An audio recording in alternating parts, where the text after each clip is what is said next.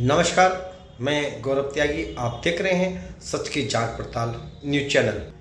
देखते रहिए जिले की हर खबर के पर आपकी नज़र। सब्सक्राइब करें और चैनल को शेयर करें। सांसद जी, आज आपने कालाखेड़ी फाटक का निरीक्षण किया है। ये 1 साल से बंद है, इस पर क्या कहेंगे? देखिए, ऐसा है, कालाखेड़ी अंडरपास के लिए मैं पिछली 3 बार हाउस में मैं इस मामले को उठा चुका हूँ।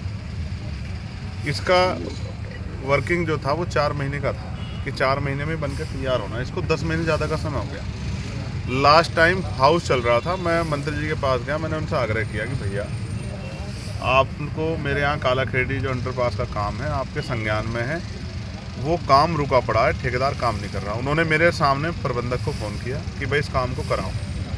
अब आप ये समझिए कि उनके कहने के बावजूद भी, यानी कि मंत्री जी का आदेश भी ठेकेदार और कर्मचारी नहीं मान रहे हैं। अब चलो, मंत्री जी का आदेश नहीं मान रहे हैं, ठेकेदार नहीं मान रहे, कर्मचारी, लेकिन जनता के का क्या दोष है? जनता तो पूरा टैक्स दे रही है।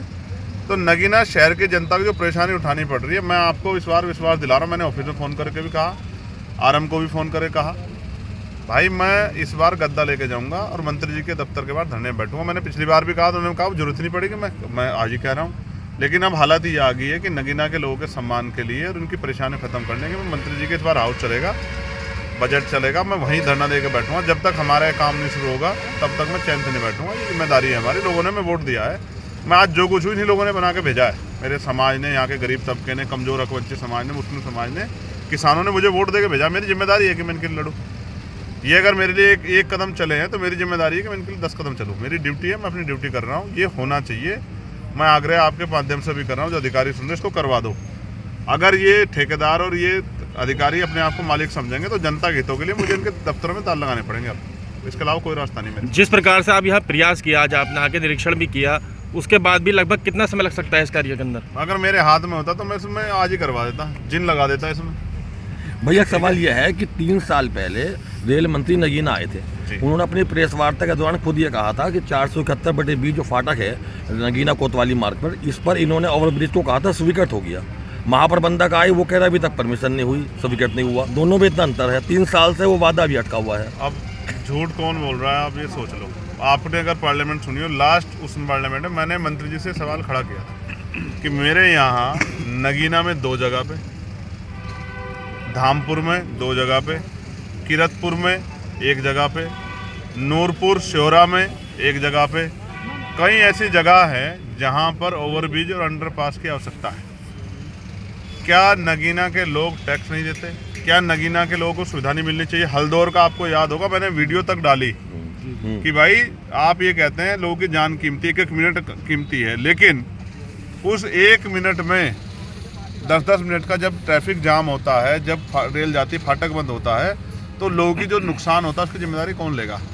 तो क्या तो हम देश से अलग हैं नगीना के लोग, या फिर हमारे दुख तकलीफ सरकारों की कान तक नहीं पहुंच रही है? इस बार पहुंचेगी, आप चिंता ना करो।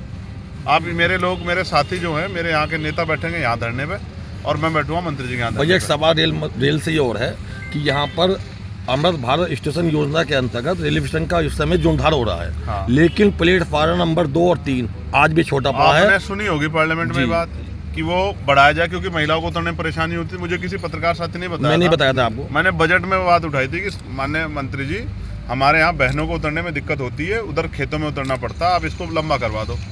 लेकिन भाई